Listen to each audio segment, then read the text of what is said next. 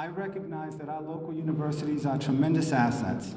They add a degree of vitality to our city that cannot be overstated. However, I'm also mindful of the words of President John Bowen of Johnson and Wales, that you cannot have a successful university in a failing city.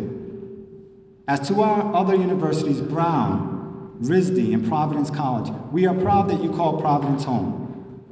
However, your home needs you to do more to make sure your home can survive the storm that is pounding it. Because we have not been able to reach agreement on additional help to the city, we will be pressing legislation at the State House requiring tax-exempt institutions to pay 25% of what their real estate taxes would be if they were not a nonprofit corporation.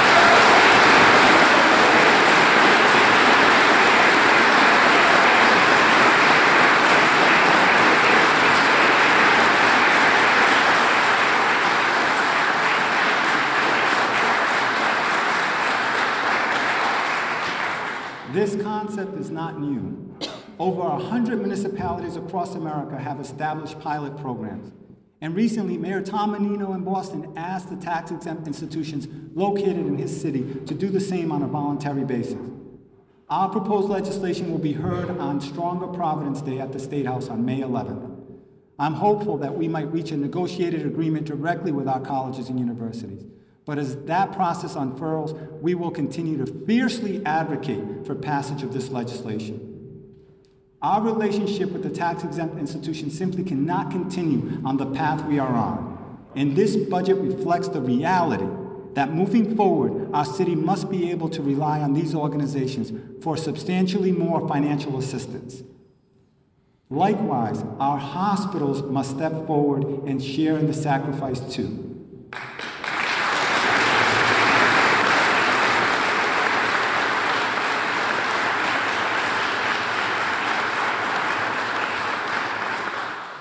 We know that our hospitals do a tremendous amount for all of Rhode Island, whether it's caring for the uninsured in the emergency room at Roger Williams Medical Center, bringing babies into the world at Women and Infants, treating our young at Hasbro Children's Hospital, or helping to address behavioral health at Butler Hospital.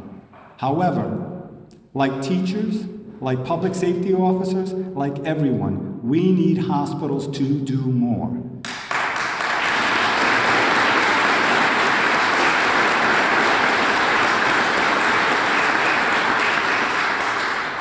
This is your city, and this is your problem too. We cannot afford to continue on the same path and need you to help us forge a new direction. No one is exempt or immune from the sacrifices necessary to save our city.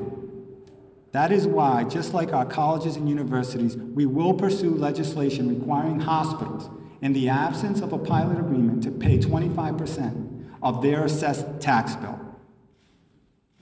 This budget relies on the passage of several bills in the General Assembly, which will give us the flexibility to address a variety of issues at the city level. We have assumed that the General Assembly will help us obtain savings and additional revenue totaling nearly $18 million.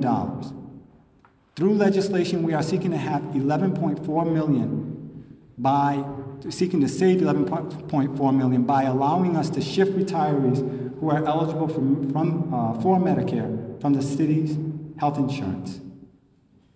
Through legislation, we are seeking the ability to collect fees for our fire hydrants and fire alarm boxes.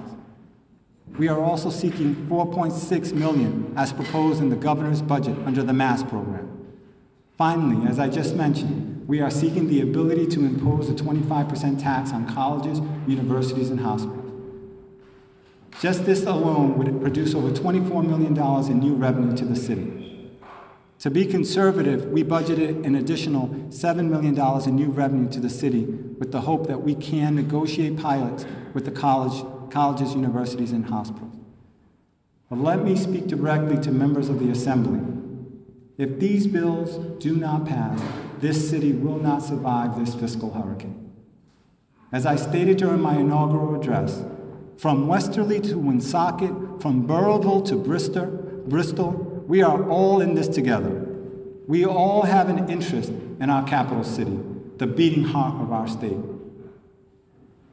After closing schools, terminating teachers, laying off other city workers, instituting pay cuts, reductions in police and fire, increased contributions from universities and hospitals, we are still not done closing the massive structural deficit. I know that our taxpayers already carry a heavy burden in our city. Many are struggling to find jobs or keep the jobs that they have. So many have had to do more with less. I have tried not to add to that heavy burden, but the truth is that I cannot save our city from this storm without your help. I need you to do more too. I will be seeking the maximum tax increase of 4.25% of our real estate taxes. In addition, I will seek to exceed the tax levy cap by an additional 1%. While I know that this is undoubtedly unpopular, it is also absolutely necessary. As a homeowner and as someone who spends each day speaking with homeowners in all of our city's neighborhoods, believe me when I say that this is truly our last resort. But know too that if we are unable to realize the cost savings and additional revenue that are outlined in my budget, our tax increase will be even more unbearable. There's more that I haven't touched on yet, which you will find included in this budget. For example, I have said repeatedly that the time for on-street overnight parking is overdue, and this budget reflects nearly $1 million in revenue generated through the sale of overnight parking passes.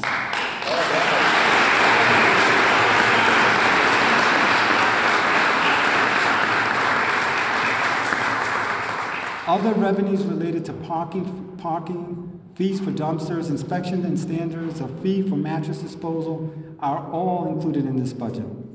We have made every effort to make sure everyone shares in the sacrifice. To recap, let's be clear. This budget is based on several goals, including 10% savings from both the police and fire departments, action at the Assembly on various pieces of legislation, and increased support from our city's tax-exempt organizations. If we do not reach our goals, we will have to act more harshly to balance our budget. Finally, as difficult as this budget is, I must underscore the following. First, this budget may continue to evolve through the revision and adoption process. It is possible that the final budget that I sign into law may differ from this budget because of all the goals in this budget. Second, this budget does not adequately address our pensions, which are unsustainable. Local 1033 and the city agreed to set up a commission to examine the possibility of moving city employees to the municipal employee retirement system, which was a recommendation of the Municipal Finance Review Panel. In the coming weeks, as we negotiate with our unions, we will also begin to address our long-term pension obligations. We will also work closely with the state as the state begins to tackle the same problem at the state level. Moving forward, we'll be working with the General Assembly, our partners in the nonprofit and business communities, and others to address issues ranging from the 195 land to the future of Providence Water Supply Board. Issues that will not only put Providence back on a firm financial footing, but will move this city forward towards a future of unprecedented opportunity. Mr. President and members of the City Council, we are making history together. As we move forward, let it be said of us that we came together and rose to the occasion. Let it be said that we set aside politics for the greater good. Let it be written that while others went into receivership, we solved our problems.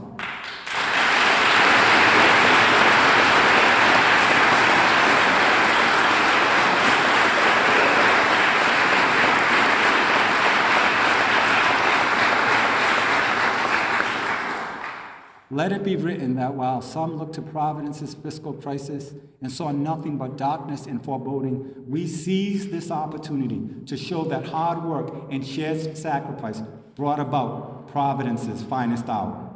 Thank you.